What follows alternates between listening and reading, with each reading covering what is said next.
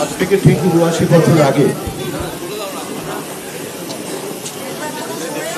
এই দিনটিতে আমরা ডোমিনিয়ন স্ট্যাটাস পেয়েছিলাম। এ নিয়ে বিতর্ক থাকতে পারে, কিন্তু আমরা বলি ওটাই আমাদের স্বাধীনতা দিবস। ঋষি অরবিন্দের কাছে যখন খবর পৌঁছেছিল 15ই আগস্ট তার জন্মদিনে, যে 47 সালের সকালে তাকে গিয়ে জানানো হয়েছিল যে ভারতবর্ষ স্বাধীন হয়েছে, তিনি খুব একটা সুস্থ ছিলেন।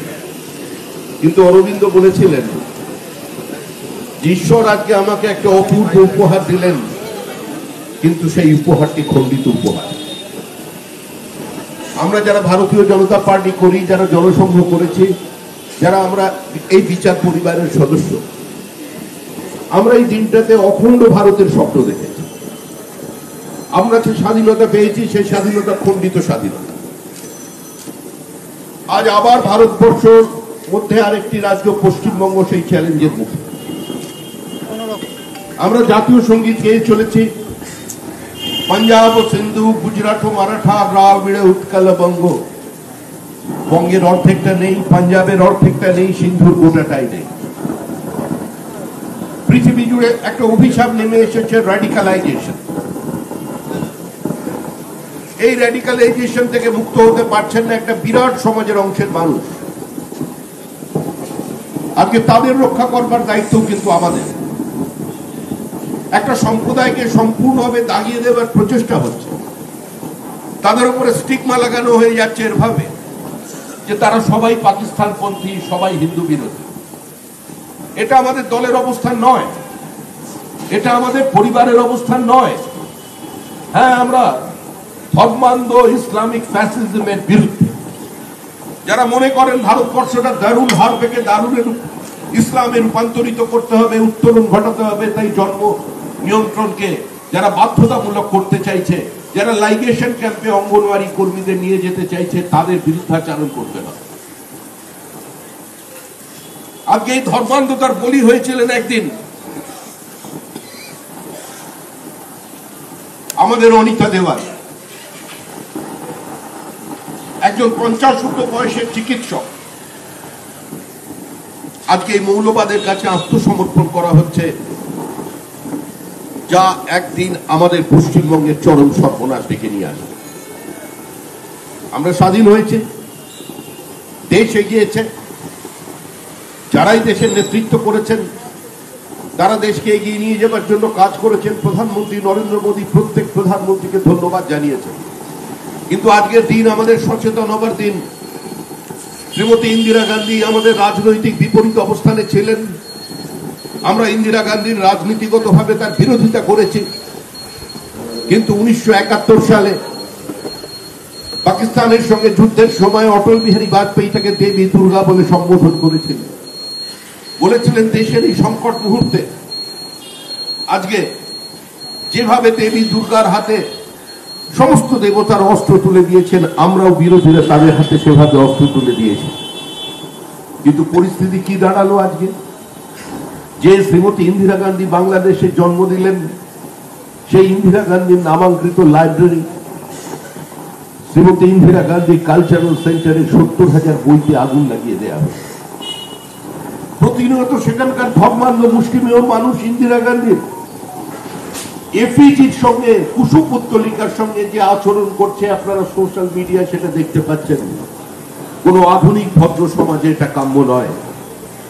এই মৌলবাদ কিন্তু বন্ধ হয়নি, এই বিভাজনের প্রচেষ্টা বন্ধ হয়নি। যা শুরু হয়েছিল সিটি অফ আলেকজান্ড্রিয়ার সবচেয়ে বড় লাইব্রেরিতে আগুন লাগিয়ে, যা শুরু হয়েছিল তক্ষশিলা, বিক্রমশিলা, নালন্দাকে ধ্বংস করে, আজকে সেই একই মানসিকতা বাংলাদেশে ইন্দিরা গান্ধীর নামাঙ্কিত লাইব্রেরিতে আগুন লাগিয়েছে। ওই একই মানসিক চিন্তা ভাবনা আজকে মুর্শিদাবাদের ছোট ছোট বাচ্চাদের বইতে আগুন লাগিয়ে দিয়েছে। ওই একই ভাবনা আমাদের মহেশতলায় প্রতিধ্বনিত হয়েছে, তার প্রতিফলন আমরা সেখানে দেখতে পেরেছি। আমাদের এর বাইরে আসা দরকার।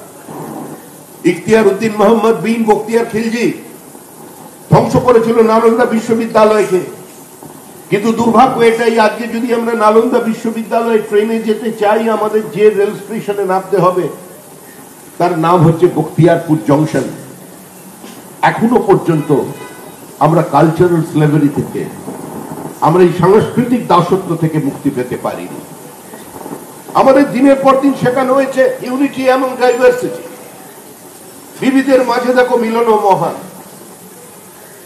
আমাদের সঙ্গে কংগ্রেসের একটা মৌলিক পার্থক্য এখানে, কংগ্রেসের কাছে জাতীয়তাবাদ হচ্ছে ব্রিটিশ বিরোধী জাতীয়তাবাদ, আমাদের কাছে জাতীয়তাবাদ হচ্ছে সাংস্কৃতিক জাতীয়তাবাদ। কংগ্রেস বিশ্বাস করে বিবিধের মাঝে দেখো মিলন মহান, কংগ্রেস বিশ্বাস করেছে ভারতবর্ষের টেক্সটে শিখিয়েছে মানুষকে ইউনিটি এবং ডাইভার্সিটি।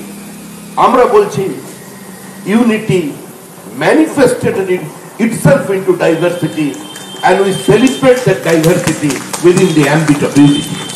আমরা এই অবস্থান দেখি 50-এর দশক থেকে রাজনীতি শুরু করেছে, কারোর কাছে আত্মসমর্পণ করে নয়, কারোর আঁচল ধরে নয়, কারোর কাছে ভিক্ষা করে নয়। আজকে যে বাড়িটা আমাদের দলীয় কার্যালয়, এখানে দাঁড়িয়ে আছেন, বহু ইতিহাসের উত্থান পতন এই বাড়ি, বহু স্বাধীনতা সংগ্রামের ঐতিহাসিককারীরা এই বাড়িতে এসেছেন। ঋষি বঙ্কিমচন্দ্র চট্টোপাধ্যায় এসেছেন, শরৎচন্দ্র চট্টোপাধ্যায় এসেছেন, কেশব সেন এখানে এসেছেন, শ্যামাপ্রসাদ মুখার্জি এসেছেন, বাপু রাজেন্দ্র প্রসাদ এসেছেন। এই বাড়ির একটি ঘরে জগজীবন রাম ভাড়া ছিলেন। এই অমৃত সমাজের হল পরবর্তীকালে যা পীড়িত, যারা দেশভাগের কারণে চলে এসেছিলেন, সেই মানুষদের পাশে দাঁড়ানোর জন্য তৈরি হয়েছিল বাস্তুহারা সহায়তা সমিতি। সেই অফিস নিয়েছিলেন ডক্টর শ্যামাপ্রসাদ মুখার্জি। এই অফিসে আচার্য দেবপ্রসাদ ঘোষ এসেছে, এই অফিসে মেঘনাথ শাহ এসেছেন, এই অফিসে রমেশচন্দ্র মজুমদারের মতো ঐতিহাসিক এসেছেন, এই ভবনে অটল বিহারী বাজপেয়ী এসেছেন, লালকৃষ্ণ আদবানি এসেছেন, মুরলী মনোহর যোশী এসেছেন, যোগ্যদত্ত শর্মা এসেছেন, আমাদের প্রাণ পুরুষ দীনদয়াল উপাধ্যায় এসেছেন। আর এই যে মধ্য কলকাতা, বহু স্বাধীনতার তাপ উত্তাপের সঙ্গে, বহু উত্থান পতনের সঙ্গে এর প্রত্যেকটা ইট কাঠ পাথরের যোগাযোগ আছে। আজকে এই শহরটার চরিত্র বদলে যাচ্ছে। আজকে এই রবীন্দ্রনাথের শহর, আমরা বলছি রবীন্দ্রনাথ যদিও এখন চ্যালেঞ্জ হয়ে গেছেন, রবীন্দ্রনাথের বিশ্বভারতীর জায়গায় বিশ্ব বাংলা এসে গেছে, গীত বিতানের জায়গায় এখন কবিতা বিতান এসে গেছে।